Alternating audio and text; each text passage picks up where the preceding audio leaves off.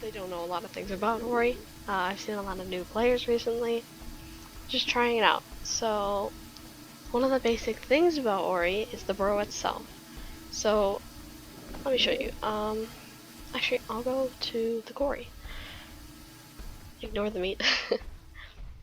When you mine one piece of dirt, like that, you can replace 2 blocks. So I can replace that one because I picked up 1 dirt, and then I can replace it again.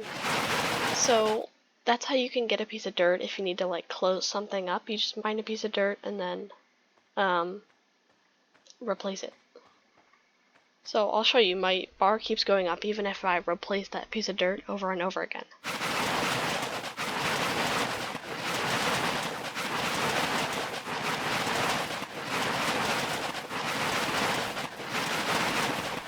Now it might not be like that visually easy to see, but that is because I have the rarity Burrow Master, meaning I can hold more dirt, and we'll get to the talents later on. But one of the big things I see when people make burrows is that they'll do these giant mazes, and I mean that's cool and all, except for, well, it's cool for in terms of defense. If like a velociraptor comes into your burrow or anything, ignore the meat. But it is not cool just trying to get around the burrow. It's unorganized, and there's a lot of better ways to defend your burrow without having to create a maze. So, like in my burrow, I have a room for crystals. I know where they all are. I don't have to go searching for them because I know they will all respawn here. And actually, that's off topic. I'll tell you guys that later. But and then over here I have like the food room. Completely useless room, by the way, but I wanted it. And then over here I have the theater, just for fun stuff, you know. If I ever meet another Ori, I'm gonna cry. But yes, I have everything where I know I can find it. I can memorize where I need to go without very easily, actually. And here's my cucumber farm. Cucumber farms are extremely helpful in a burrow, actually. Some of these haven't spawned back quite yet, but they will. The entire floor is covered with them. And cucumbers, if you look at my water bar, a little drop right there, you'll see that a nice shiny little blue layer goes over it, and that is my water saturation. If you don't know already, water saturation allows you to grow much quicker. It's very helpful. And I suggest getting it, 1, because it means you don't have to go for water as often, and 2, even if you do have water sources, when you tire them out, you won't have to worry about water saturation, for the most part, unless you eat all your cucumbers, then that sucks. So about the ways to defend your burrow. So there's a few ways. I can show you the one I have, which is, to my knowledge, is completely velo proof. I haven't really tested it, but it makes sense in theory. So this is my velo trap, right? And when I want to AFK, I will close up this door, so this area is completely sealed off. Besides for that exit that's sitting right in the middle of the room, you can see the hole there on the top right. And please be quiet, Meg. And this hole is about 11 or 12 blocks deep, I believe. I mean, it doesn't have to be this big, it's just big enough to where an adult velo can't jump out. Just like in the middle of the room, kind of jump out. And it's also built, I put a lip on it, so that even if they try to climb up the wall, because you can climb on these little nubs on the wall pretty easily. Only takes a few tries to get up a few of them. So if you put a lip on it, like I have here, I have a 2-block lip before you hit the wall. And that basically means that when they try to hit the wall, or, well, if they try to jump off the wall and get out, they hit the lip and they fall back down again. The only way to leave is to use the leave burrow button. So I'm completely safe using this room. if I close it off from the rest of the burrow. And this part of the burrow over here is not defended, but that doesn't really matter because I don't AFK in here. So if something comes in here, I am aware when I am in here, and I do not have to worry because I will be able to fight back. It's also helpful if you have a staircase in here, because you can actually, it's great for mining and stuff, which we'll also get around to in case you don't know. Just getting certain objects, whether you want it to be like a crystal or something, so I can dig there and get in there, or out of there. So I guess we should talk about the important thing. Here, where should I do this? So, hold on. Okay, yeah, I'm gonna show you guys the other method for defending your burrow first. We'll use this crystal. Hold on. Okay, actually no.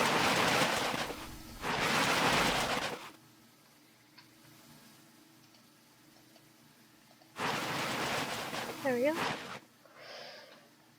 So,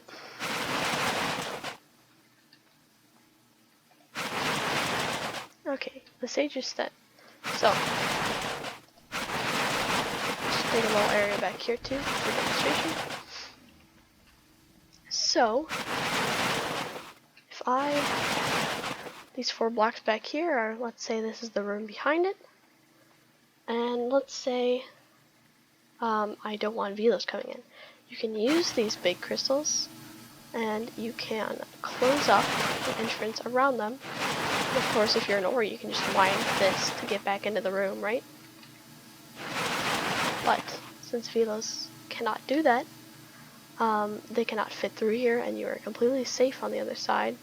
I can actually show you that you will not get the debuff if you go on this side. See, you won't get the debuff. Oh, because this area at the top of the crystal does not count as another square. It's just the base that counts as a square. So, now that's out of the way. We can... Oh, I fell. Give it a second. Oh my god.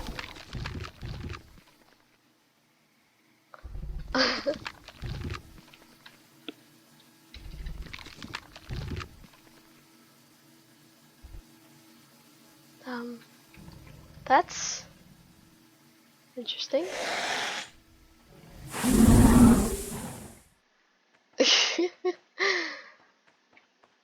Okay then. Hold on. Oh, my heart's racing. We will ignore that.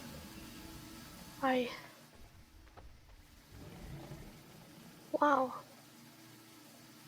That is interesting. Anyway. Gonna grab this. Oh, I don't have any dirt. I'll mine for some more like I showed earlier.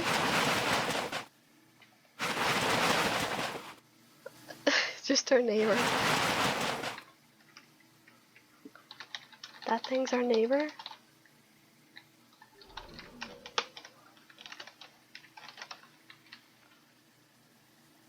That's actually horrifying. That thing is...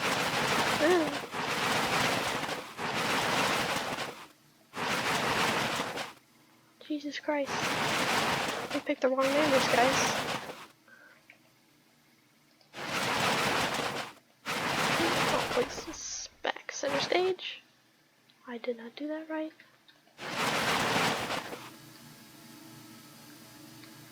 Oh, come on. Let me pick it up. That's not what I want. This is not going to plan. That is fine though. Never does go to plan, does it? Just trickle. These crystals. A little tricky sometimes. Oh my god. I must be stupid.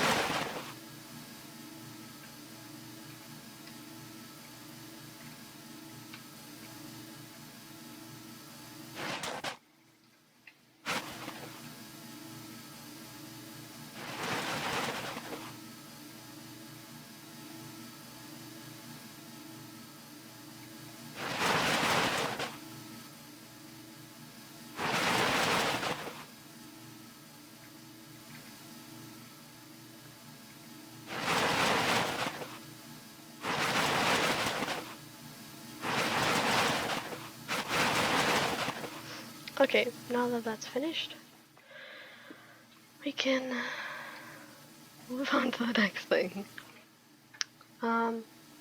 So basically, the talent tree, or actually no, I should teach you about mining, actually. So I'm gonna go down here. This is where I do all my stuff. And so basically how it works, there's actually a Wikipedia page on the percentage chance of getting a certain object. So when you place dirt over an object on the floor, and you mine it again, you will get a different object.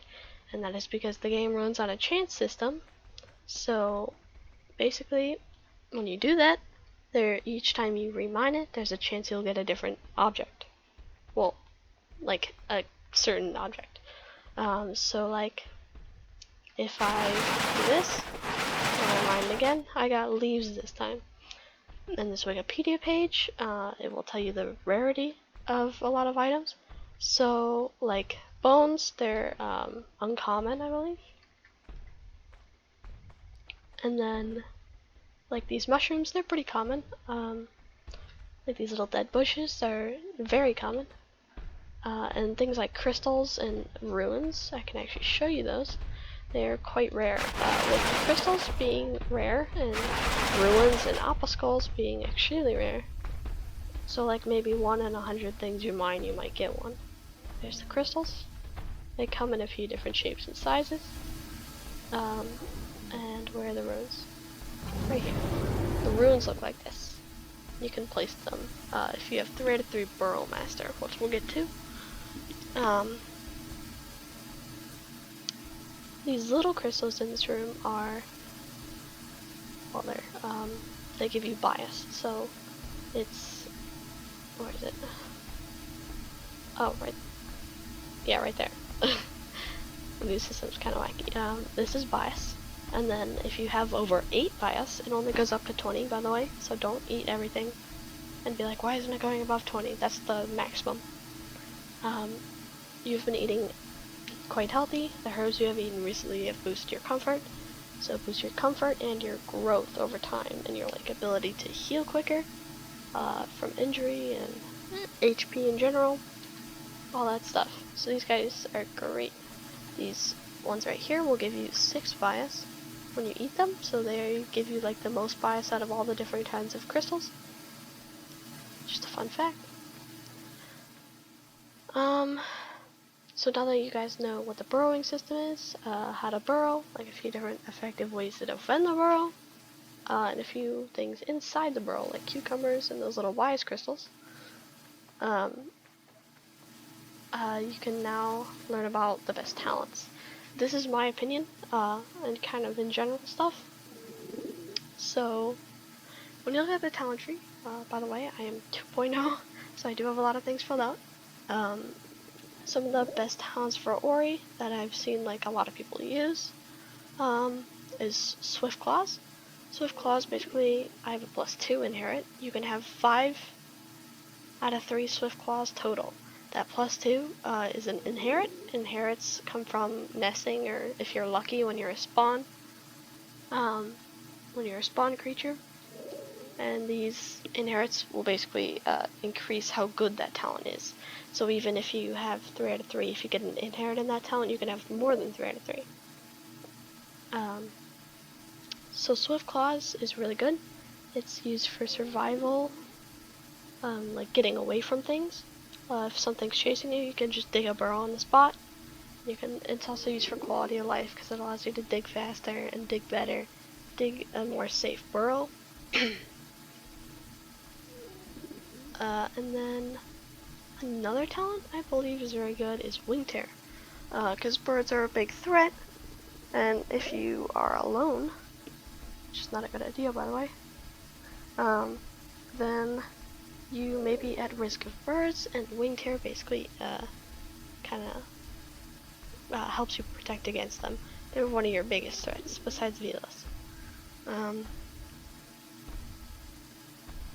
Another good talent, which a lot of small creatures need, is sturdy. Sturdy, how it works is, say you got bitten by a Tyrannosaurus, and I only have like 200 health, and that Rex does like 300 health, or 300 damage to me, which is kind of low, but, so it does like 300, I should be dead, but with sturdy, it saves a certain amount of your health. So if you're above 90% health, it will save you from a bite or blow that would otherwise kill you. So it's really good, especially on Ori, in case you're caught off guard. Another talent that's actually, it's objective, depending on the player, is Vigilance. Personally, I don't really think you need it until later on. It's kind of an optional one.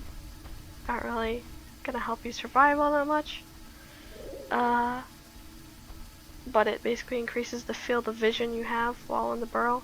So that black stuff over there, it recedes further and further the more points you have, so you can see further in the burrow. For Velos, it also neutralizes the debuff that they get when they go in a burrow, so they can both see further and they can stay in burrows for longer. So you gotta be careful for that.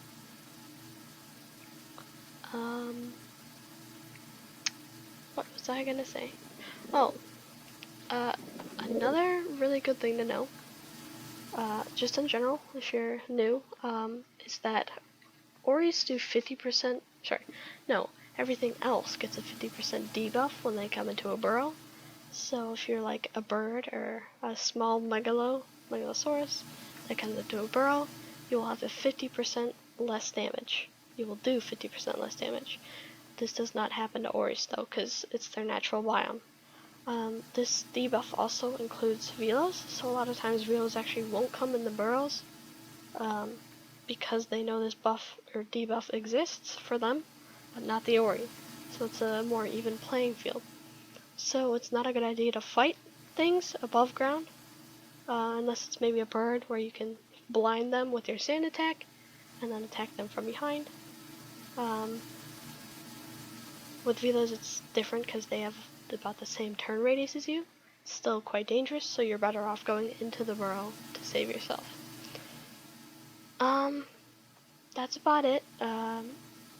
Being by a water source is a really good idea, and being high up ground is also a good idea, because it can help you not drown if you're AFK in your burrow.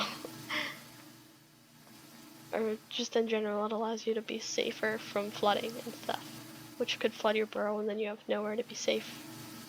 So yes, that's about it. Hope you enjoyed. Hope this helped you. Sorry if I was really sketchy.